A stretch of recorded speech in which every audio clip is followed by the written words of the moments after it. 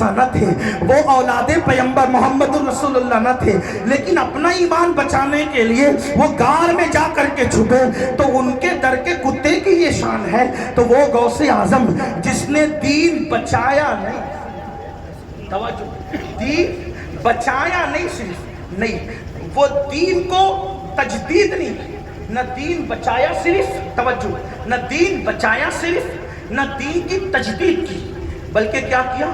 دین کو زندہ کیا۔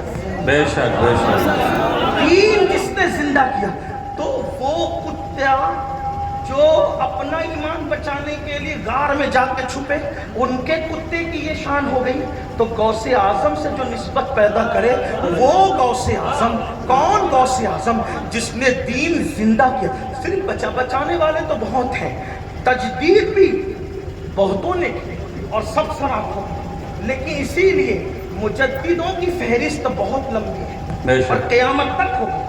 دین کے محافظین کی فہرست لمبی ہے، بہت لمبی ہوگی، لیکن محی الدین کسی اور کو نہیں کہا جاتا، محی الدین صرف شیخ عبد القادر جیلانی کو کہا۔ اب آپ اندازہ کریں، جس نے دین زندہ کیا، جو ان سے سچے دل سے وابستہ ہو، وہ غوث پاک فرماتے ہیں میری تو تمنا یہ ہے، غوث پاک کہتے ہیں میری تو تمنا یہ ہے کہ قیامت کے دن سوال کسی سے پوچھا جائے، اگر اللہ اذن دے تو اس کا جواب میں دوں۔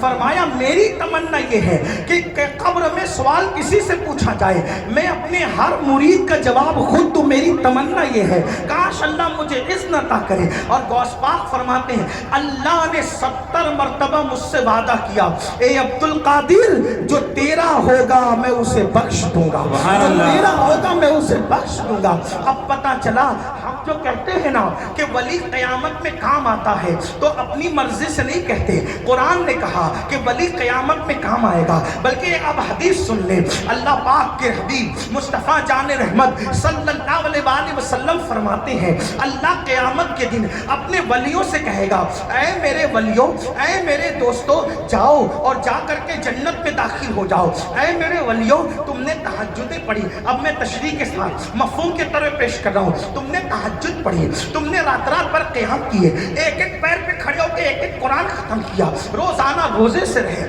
13، 14، 15 ایام 20 کے روزے رکھے، پیر جمعرات کے روزے رکھے، لوگ کھاتے رہے، تم بھوکے رہے، لوگ سوتے رہے، تم رت جگہ کرتے رہے، لوگ چپ رہے، تم ذکر کرتے رہے، تم نے بہت کچھ میرے لیے کیا، جاؤ آج میں تمہیں اجازت اور حکم دیتا ہوں، تم سب جنت میں چلے جاؤ۔ لیکن وہ ولی ہوں گے، اللہ کا نے جب فرمائے گا کہ جنت میں جاؤ تو وہیں کھڑے ہو جائیں گے، اللہ فرمائے گا جاتے کیوں نہیں جنت میں جاؤ، آواز کریں گے مولا ہم نے رت جگہ اس لیے نہیں کیے تھے، ہم نے ذکر اذکار اس لیے نہیں کیے تھے کہ ہم جنت میں چلے جائیں، اس لیے کہ جنت میں تو تیرے سبھی بندے جا رہے ہیں، پھر رات رات بھر جگنے کی بات کیا؟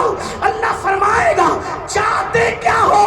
عرض کریں گے مولا ہم اس وقت تک جنت میں قدم نہیں رکھیں گے جب تک ہم سے محبت کرنے والوں کو جنت میں